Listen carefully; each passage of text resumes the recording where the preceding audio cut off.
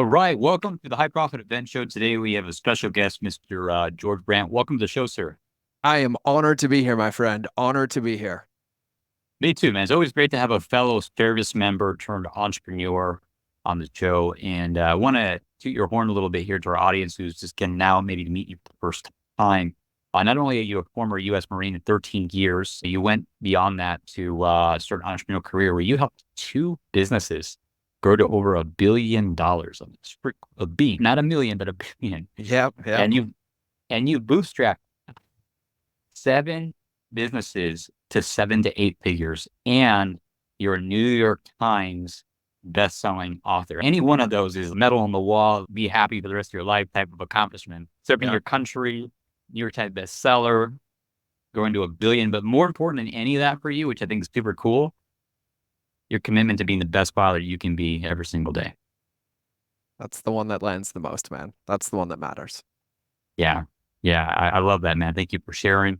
For our audience here who are event leaders or are in the event industry, you've been running events for over 10 years now. All sorts of events from free to $10,000 a ticket. In fact, you have an event coming up this August that's all around customer journey called Relationships Beat Algorithms. So really look forward to this interview and getting to go under the hood a little bit with you and learn more about the customer journeys that you've created at many events. Yeah, you know what? I've been on over 10,000 podcasts. No one has ever asked me specifically about events, which is why I am so tickled because I'm like, oh my God, I get to share it now. Like, I'm so glad you asked because it genuinely, I obsess about customer experience and it's what I do. And it literally lights me up. And I'm like, oh yeah, let's do this. Awesome, man. I'm glad we could tickle you with the subject matter here. Mhm. Excellent. And also for our guests as well, not only have you been on 10,000 podcasts, but you actually have a podcast of your own. Just so our viewers know where they could find you, what is the name of your podcast? Yeah, it's called the Mind of George Show, and I'll just make it easy. If you want to see the pinkest website that you've ever seen, it is my website. It's mindofgeorge.com, and pink is legitimately my favorite color. It's also a social trigger, but my podcast is there. And by the end of this, you're going to realize I belong in a straitjacket. So I say I only share the safest parts with you on the podcast. Fair enough. Thanks, man. Thanks for sharing that. We'll be sure to include that in our show notes as well for audience to have easy reference for that. So, George, love to hear a bit about your background when it comes to events. Let's go back 10 years ago. Where did you start? Where were your humble beginnings when it came to events?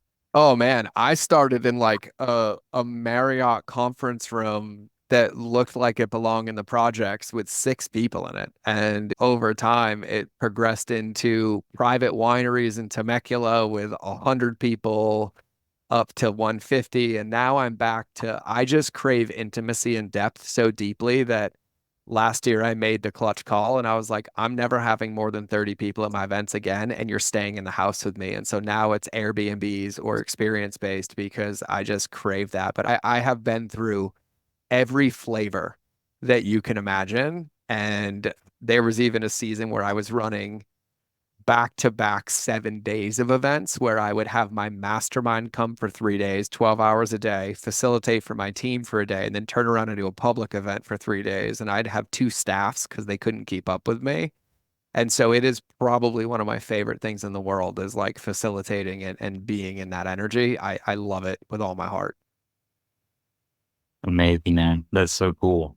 So humble beginnings to now more powerful events. And the reason I asked the humble beginnings, oftentimes people listen to the podcast and they're maybe in the process of designing the first event or maybe the next event, but maybe a new market or new niche. So it's always great to Mhm. hear where people start, right? Yeah. Because people, they hear the end product, right? So maybe you want to expand a little bit about that, Yeah, maybe I some think of those challenges for getting I'm going. so glad you said that because I feel like everybody needs a permission slip to iterate. The Yeah. easiest way to explain this is I used to be a really big smart aleck when I would keynote. And I'm like, hey, I'm going to ask you a question. Whoever answers it first, I'm going to give you an iPhone, brand new iPhone. And like, all right, cool. I'm like, all right, what's two plus two? And someone's like, four. I'm like, great, stand up, you win. And I literally would have a brand new iPhone 15 Pro Max and an iPhone 1. And I'm like, which one do you want? And they're like, I want the new one. And I'm like, yeah, but this one wouldn't exist without this one. And so when it comes to events specifically, and even entrepreneurship in general, like iterations are the secret, and you have to put the reps in and you have to swing the bat. And it's really not about home runs, it's about base hits. But I have literally run events with two people in them, two people in them. And then the next one had 40 people. I'm like, where'd you all come from? They're like, those two people told us about everything. And I'm like, oh, I've made it. Now we get 100. And then I had a season of every event selling out. And then we used to sell out in a week. Same thing 3 months later. And then nobody bought a ticket. And I went right back down to 10 people. And so it's really not being attached to the outcome, it's being attached to the process and remembering that what we're doing is really creating opportunity to facilitate with people. But if we get really romantic about what it looks like, we end up getting in the way of our lessons and learning. And you can do an event at a coffee shop, you can do it at a yoga studio, you can do it in a hotel room. Like you can have people, and I still do this. We're doing one of these in 3 weeks with a friend. They're coming to meet us at our friend's house in their front yard for 3 days because the weather is nice. And we're doing the event in their front yard with flip charts and whiteboards. And so you just got to be willing to at some point plant your flag and be like, you know what, I'm going to do this. And then you iterate as you go and you keep it in alignment. But I think the biggest mistake people make is they get too romantic about what it looks like, trying to keep up with the Joneses instead of remembering what it feels like for them and understanding that events are about creating experiences, not putting them in these like logistical transaction machines. Awesome, man. Yeah, I love that. And thank you for sharing the highs and the lows, right? I think it's important to demystify that for people. And even though you maybe started at a low, had a high, came back to a low, and it's not a hockey puck straight up, right? And it's like, I love what you said. It's the result of the process, right? And continuing to do it, which is so thank you for that. Thank you for that transparency. And I know the number one question that people oftentimes have when it comes to leading an event is, how do I promote my event? How do I get people there? It's probably the number one problem, right? They don't have an event without people. I'd love to hear from you in your 10 years plus experience. What are the best practices that you've used to fill your events? Yeah, I am so glad. And I'm not going to be a smart aleck and give you a 1 sentence answer because I have a 1 sentence answer for this and I'll explain it after. So, first, number one, and this is going to be a weird answer. I would require you to read two books by the same author named Jonah Berger, which is Contagious and The Catalyst. Contagious is why things catch on, and The Catalyst is what gets in the way of us being a catalyst for people's breakthroughs. And the reason I say that is the only way that I have ever filled events is by starting the event experience at my first touch point with people before they ever got into the room. And so when I say that, I think one of the biggest traps that I fell into early on is I was so addicted to selling the event that I forgot that the event was about them having clarity or breakthrough. And I realized that the more prepared I made them, meaning the better I served and supported them leading up to the event, gave them tangible evidence, gave them an experience, gave them things that would make them get even more results. The event ended up filling itself because really what people need is they need tangible evidence in their life, not in our life, not us convincing them, but them being able to see themselves in it, which basically makes the decision for them. And the reason I recommended The Catalyst is Jonah Berger talks about this in the book on what's required for somebody to change. And a human being requires a 2.5 times greater potential before they even commit, which means they need to see like a 2.5 side upside before they're even open to change. And I think the game is everybody falls into the trap of selling the bridge and selling the bridge instead of realizing the bridge is just a mechanism to whatever you're serving. So if you give them a part of that experience and you give them the breakthroughs, you give them the information, you give them the better prep work, in my belief, the event begins the moment they hear about it the first time. But I don't have to convince people. I show them. I'm like, hey, we're going to be covering this. So here's a video on how you can start doing this today. And then when you come to the event, you'll be able to add this and add this. And it's like giving them the appetizer, the amuse-bouche, and then the event is the main course and the dessert. And so I always think about it like that. And I've done it like that my entire time to where even leading up to events, I'll just run office hours calls. I'm like, no, we're starting today. What are your biggest questions? What can I help you with today? What can we solve in your business today? And I'm like, come if you bought a ticket. And if you have any friends that might be interested, bring them on the call as well. And what we're also doing is we're preconditioning what the experience is going to be like with us at the event, which is reducing walls and increasing the depth and openness of somebody when they come into the room. Because when you get into events, most of the time people spend their whole first day just trying to get everybody physically, emotionally, and connected in the room because nobody knows each other. And they waste so much prime real estate when you could do it before. And so I think before you get into like marketing, it's like, what can I genuinely give somebody that even if they don't buy an event ticket would make their life or business better? Knowing the worst thing they could say is, God, you'll never believe it. You should never go to this guy's event because he helped me for free. It changed my business and I decided not to buy a ticket. That's the worst thing you can say about me. But human beings don't say that because they only share for one of five reasons: humor, credibility, education, social status, and controversy, right? That's the book Contagious by Jonah Berger. And so my job is to give you tangible evidence to be able to speak about me or your own experience in one of those buckets, which starts to create the seed and the social trigger and associate those breakthroughs with me, which means if you are genuinely a qualified person and you are really open, you really only have one option, and it's to come to an event or a future event, but you also come in open, with an experience, with evidence in your life that it works already, more excitement to come in, and it just speeds up the entire process. So that's genuinely how I think about every event that I do. That's amazing, man. Yeah, I'm hearing you say that you start the experience before the event begins with adding more value to ticket holders, having the ticket holders invite their friends in like worst case scenario, people get tremendous amount of value from you and they don't buy a ticket, that you still touch their life, you still impact them. And for the people that do buy tickets and do attend your event, they've already been preconditioned. They already have a good sense of what to expect, how to respond, this sort of thing when they get to your event. 1,000%. 1,000%. And that's the easiest way because really, if you think about it in the lens of a customer journey, which is like my specialty and expertise, that's how I scaled to those companies, right? Like one of them that I joke about, we scaled from 1 million a month to 2 million a day in 18 months. And all I did was write 30 emails after they bought a product. That was it.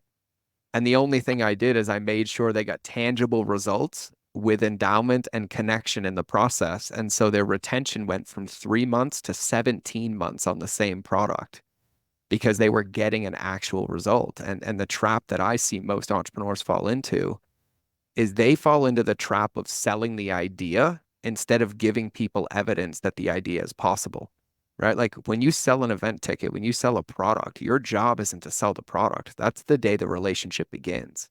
Your job is to get them one step closer to their dream outcome or their dream goal. And so why would I sell an event ticket and then make you wait 95 days to get a result when I can sell you an event ticket, get you results all the way to the process. And then by the time you're in the room, your business and life is already different and better. And then we just get to go deeper and deeper. And so you have to think about the entire thing as a customer journey because their first interaction with you dictates the entire context of your relationship, which dictates how they feel and engage when they're in the room, which dictates their decisions with whatever you have to offer, if anything, after the room. And all of that success is predicated on how it began. And so you have to understand that it's a full journey. And so the other thing that I always think about, even when I'm about to sell an event, is where are they going to be 12 months after the event? Because if I don't know where I want them to be, I have no business selling the event because it's just going to be inconsistent and incongruent touch points, which creates subconscious unsafety in people. And so that all that matters when it comes to customer journey. So I think it's a really big picture idea to understand. And so even like in my events with entrepreneurs, like we talk about business, marketing, customer journey, but I also use tools like breathwork. And I do future self journaling and bring in these exercises. And so even leading up to the event, we'll run breathwork calls on Zoom so their nervous system can get used to it and they feel it. And so then when we come into the room, I'm like, who's ready for breathwork? Everyone's like, yeah. No one's on their phones. No one's out taking Zoom calls. They pre-handle their schedule because they already have a taste of what that experience is like. And so it really matters on your intentionality in building that container so that you can create the best experience. Yeah, that's great, man. And that's a great transition point into the next part of the customer journey. Pun intended, is they get to the event, you created that, you got people there, but now the common problems that event leaders face is engagement. How do you get them there on time each day, Yep. especially day 2, day 3, Yep. after they've maybe been out late at night the night before? How do you Yep. get them to stay off their phones, to stay in the room, to pay attention to what's happening there and not be out in the hallway finding more value on their phone or talking to somebody else, right? Like, how do Yep. you keep them engaged in the content that ultimately is going to improve their life and help them achieve their outcomes? So you Yep. are the expert when it comes to this. So just please give us Yep. the goodies here. Specific, tangible things that you do to best Yep. practices to maintain I love engagement in the room. I love it. So there's two ways I'm going to answer this. Answer number one is the number one underutilized tool at events, which is space. And number two, customer journey conditioning leading up to events. So there are 5 steps that I teach that are required in every single communication with a customer leading into customer journey, right? So the steps are acknowledge, prepare, project, pre-handle, and excite. And one of my scripture statements that I say all the time is leadership is saying the same thing as many times as required till the last person gets it. So their engagement and their presence in the room is dictated by how you communicate and manage expectations leading up to the event. So we literally, and hundreds of times leading up to the event, tell them the schedule, what we require them. We tell them why their presence is required, why they should pre-handle their schedule. And if something comes up, to let our team know so that we can fill you in on what's missed. We don't fault people. We don't blame people. We don't gaslight people. We invite them into their best version of themselves hundreds of times before the event starts. And then when the event begins, I have ground rules. The first part of every one of my events is getting everybody to mutually agree on the ground rules of the game. Hey, this is what we're here. This is what we're doing. The power of events is not from me facilitating it. The breakthroughs happen in the space with each of you in between it. And for me, the number one thing and the thing that everybody says after our events that they love more than anything is the amount of space that I leave. I give 30-minute pee breaks and 2-hour lunch breaks every single day because that allows them time and space to integrate and process and not feel like every single thing is like speaker, seller, pitch, learn. And we forget that our message is only as effective as the recipient's ability to hear it, understand it, and implement it without us. And so we tend to overload people's nervous systems because we think we need to cram so much in for it to be valuable. But the only thing that's really valuable is if they install it in their nervous system, in their brain, or in their business, depending on the context of your event. And so when I say that is if I think about the first day of our event, we do ground rules and then we never go for more than 90 minutes and we take a 30-minute break. But guess what? At the beginning and end of every single one of those sessions, I hit those 5 steps. I acknowledge them for being there. I prepare them for what we're going to cover. I project what it will look like when we're done with this section. I pre-handle any of the objections and then I get them excited. So then when we're going on break, I do the same thing. And I'm like, hey, we're going to take a 30-minute break. Does everybody agree to that? Amazing. Here's your break work. And who's going to be the one that's accountable to getting everybody back in? Does anybody have anything that came up? Do you need support? Do you need to take a call? And I consistently keep those same containers. And like you understand this better than anybody being in the military, especially an officer. But I was on the green side. I worked for a living. Sorry, I had to say it. And it was like having a ton of Marines, right? Like we would have to tell them thousands and thousands of times just to follow those same standards. And it's not what we do, it's what we tolerate. And when we're running an event, our job is to create a container that allows somebody to have an experience, an agency to become the hero of their own journey and be led through the process. That's why they're at the event. People don't pay for ideas. Every idea that you want, you can find on the internet for free. They pay for access and accountability. And our job is to create that structure. And so if you think about the best customer journeys, they're multi-medium, multi-modality, all saying the same thing. So whatever comes out of my mouth is also sent in their text message. It's also in the handouts that come in their folder. It matches identically to the emails that they got. It's what the team says at the registration table when they get their ticket. It's what we say at the end of the day when we take their breaks. And it's all consistent so that everybody is tuned into the same game. And then we allow space and agency. And so with those things, I think one of the mistakes that I see happen all the time is people treat people at their events like they're children instead of holding them to their potential to be the incredible gifts, entrepreneurs, leaders that they are, and inviting them to play the game at their level. And of course, we have people like at my last event, a guy's nervous system was so overwhelmed with breakthroughs, he had to go nap for 6 hours. I didn't make him bad and wrong for napping. He came back, said, what did I miss? I'm like, that's not up to me, bro. that nap was perfect for you. Next time, please tell me you're going to leave because I was worried about you. And he's okay. And he's, dude, next event, I'm never leaving. I'll sleep on the couch. I'm like, perfect. Thanks for committing to buy a ticket for the next event. I heard that. Got you. And so we tend to disempower people, or then we tend to make them bad and wrong. And people try to control rooms. They're like, get back in your seat, do this. Like, how dare you be on your phone? No, I don't do that. If somebody picks up their phone, I'm like, oh, what are you taking notes? No, I'm texting my husband. I've taken people's phones and sent audio messages to their husbands, and I just laugh about it and I bring joy to it and I make it comical. And I think we have to understand that everybody plays games differently. And our job is not to be the military. It's not to be this like big drill instructor, but it's to invite people to their possibility and then do our best to hold them accountable to that potential without guilting them or shaming them in the process. Amazing, man. Thank you. Wow. You guys, you're hearing here from one of the world's foremost experts on customer experience, sharing you exactly what he does to create a world-class customer experience at his events. I'm taking notes here. I'm going to go back and re-listen to this, re-watch this over and over again. Ladies and gentlemen, this is pure gold right here. Thank you. A couple of my takeaways so far are: one, leadership is saying the same thing many times and as many different ways as needed until the last person gets it. Yep. I really love that. It makes me come back to the notion of leave no person behind, right? So that is where it comes from. And if you have kids, you know exactly what I'm talking about because I have two of them. And it doesn't matter how many times I say it to my 6-year-old. If he doesn't get it, I don't get to gaslight my 6-year-old for him not getting it. I get to reinvent the way I say it so that he can hear it. And then I say it consistently until it becomes part of his belief system. And then we move on to the next. Yeah. Awesome, man. My next takeaway was ensure there's space for ad space and agency, right? 30-minute pee breaks, 2-hour lunches, and invite them to play the game at their level where they're at, and bringing joy and playfulness to the situation where it's appropriate, phones being pulled out. And yeah, courses, it's my favorite.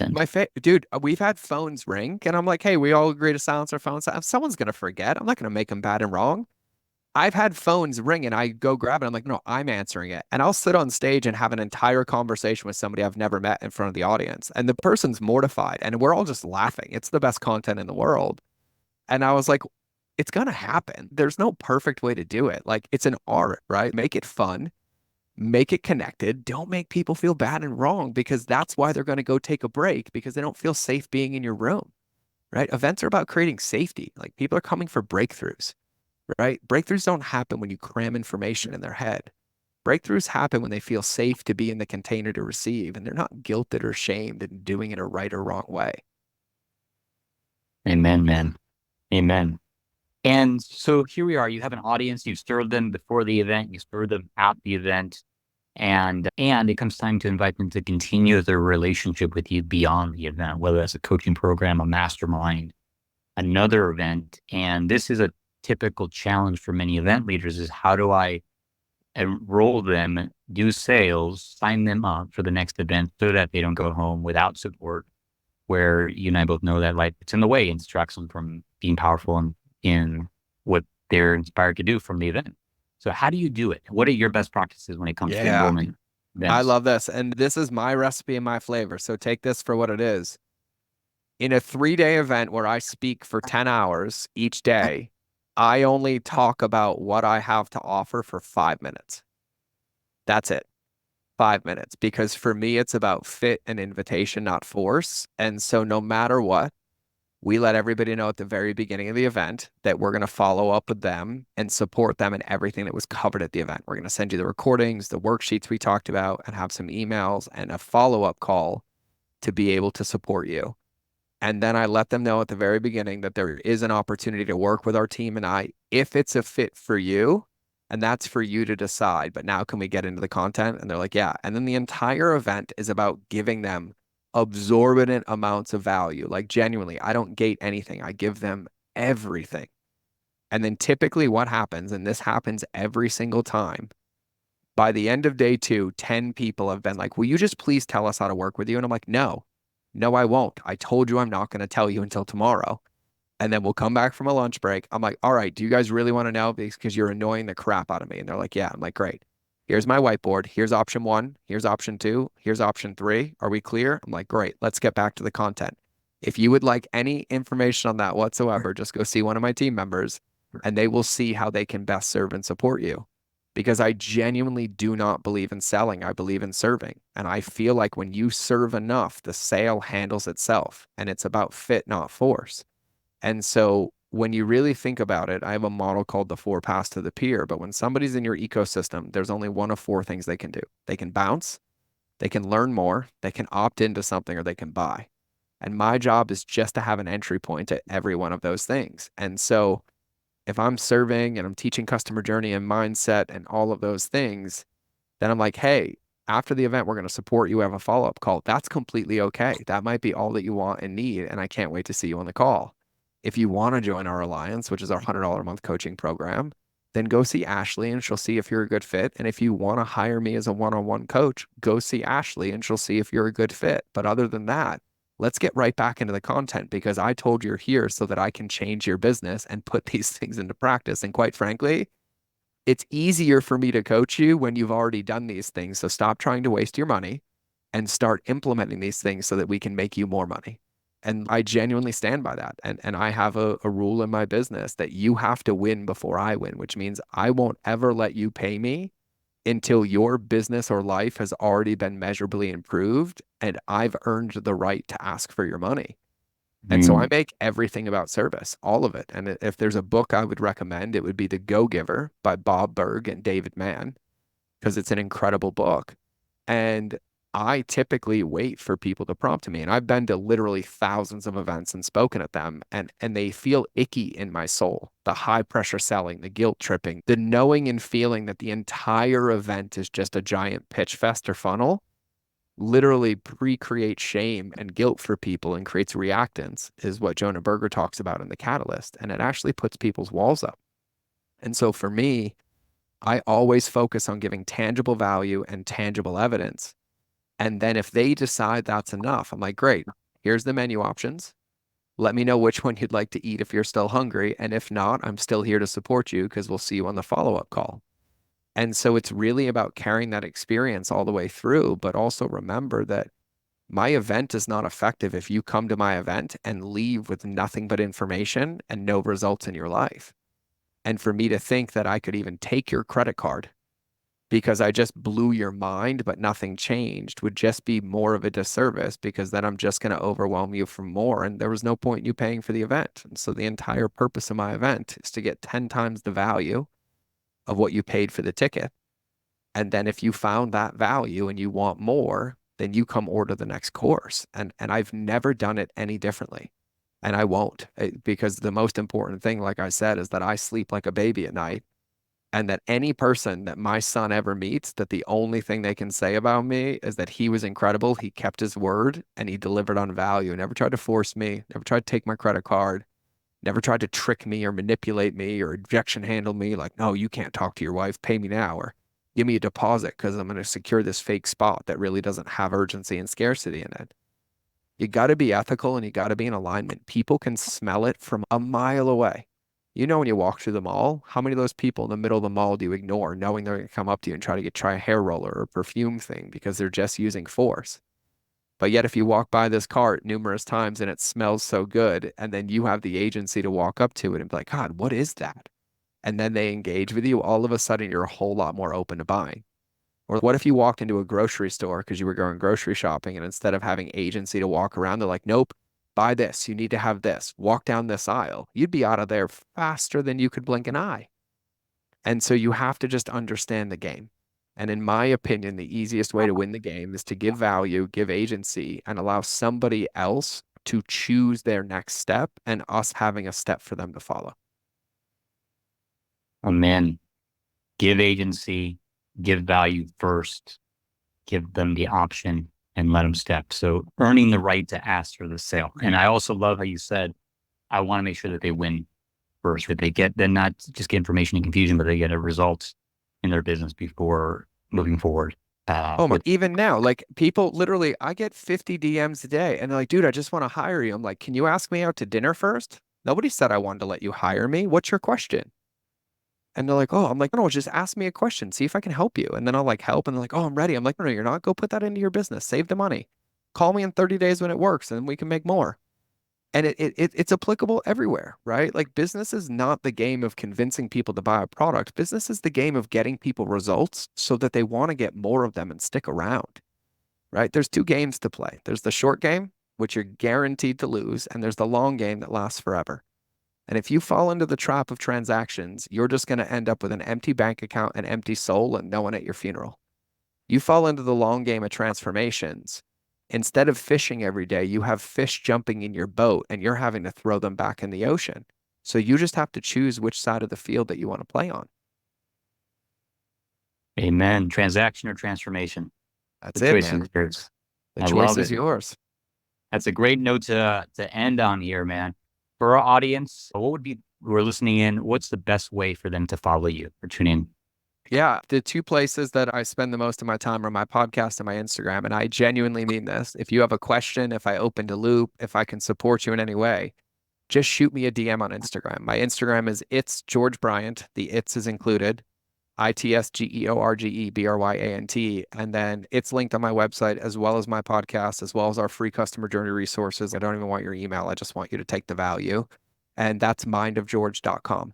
And like I said, it's the pinkest website. It's a beautiful lighthouse on there. You'll see all my fat photos and marine photos and all these other random things about me in this lifetime. And genuinely, my mission is to help as many people as I can so that the world's a better place for my son. So I don't care if I get paid in the process because Nike's billboard doesn't say just do it, only if you buy our running shoes. Right. So my job's to help. So if I can help you in any way, please just take the time to reach out because you might be surprised at what you get as a response. Awesome, George. Thank you so much. We're going to be sure to include all those links here in our show notes where our audience can easily reference that and reach out and communicate with you. Thank you again for being such a world-class guest on our show today and all the value that you're adding first. Really Oh, appreciate you. Thank you. brother, it was an honor. Thanks for having me. And for everybody listening, thank you for giving me the one asset that I can't give back to you, which is time. So I hope it was worthwhile. And if not, you can DM me and yell at me and I'll do what I can to make it up to you. There you go. Thanks, brother. Appreciate it.